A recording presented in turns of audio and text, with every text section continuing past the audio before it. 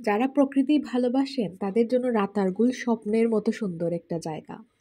অনেক ছোটবেলাতে আমি একটি ছবিতে রাতারগুলের ছবি দেখেছিলাম এবং ছবিটা দেখে আমার এত ভালো লেগেছিল, তখন থেকেই আমি রাতারগুল যেতে চেয়েছিলাম। কিন্তু কোনো কারণে আমার আর যাওয়া হয়ে ওঠেনি। এই প্রথমবার আমি রাতারগুল যাচ্ছি একটা ট্রাভেল গ্রুপের সাথে।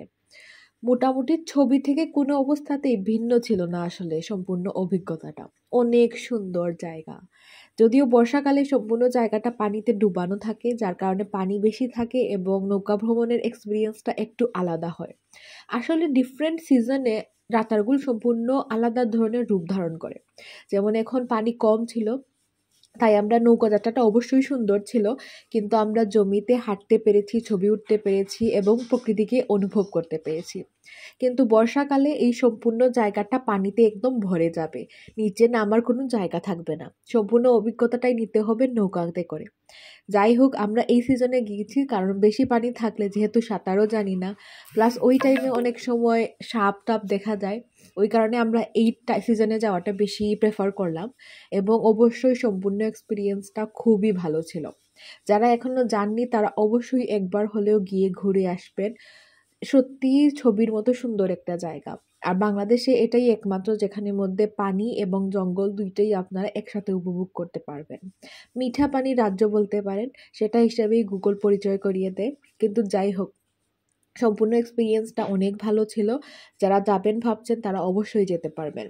আমরা অনেক কম খরচে ওইখান থেকে ঘুরে আসতে পেরেছিলাম। আমরা মোটামুটি কয়েকজন মিলে গিয়েছিলাম, কিন্তু যেহেতু ট্রাভেল গ্রুপের সাথে ছিলাম প্রায় 40-42 জন মতো করে মানুষ, আমরা একসাথে গিয়েছি এবং চলে এসেছি। খুবই ভালো এক্সপিরিয়েন্স ছিল এবং ট্রাভেল গ্রুপের সাথে যাওয়ার খরচটাও কম ছিল, প্লাস আপনার নিজে থেকে কোনো প্ল্যানিং করার প্রয়োজন নেই। কোন জায়গা শুধু একটা স্পটে চলে আসলেই, আমাদের যেমন চৌহাট্টা থেকে প্রায় 1 ঘন্টার মতো গাড়িতে সময় লেগেছে পৌঁছতে, এরকমই সময় লাগবে যেকোনো গ্রুপের সাথেই। এরকম করে যেতে পারেন, যাতে প্ল্যানিং করা বা কোনো প্রকার কোথায় থেকে গাড়িতে উঠতে হবে, কোথায় যেতে হবে, এরকম কোনো হ্যাসেলে আপনাদের আর পড়তে হবে না।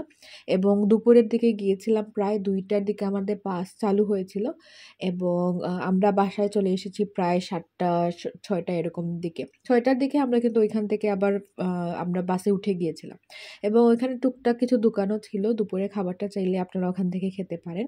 আর বিশেষ করে চাটা অবশ্যই ছিল, কারণ সিলেট মানুষের কাছে চাটা অনেক ইম্পর্টেন্ট।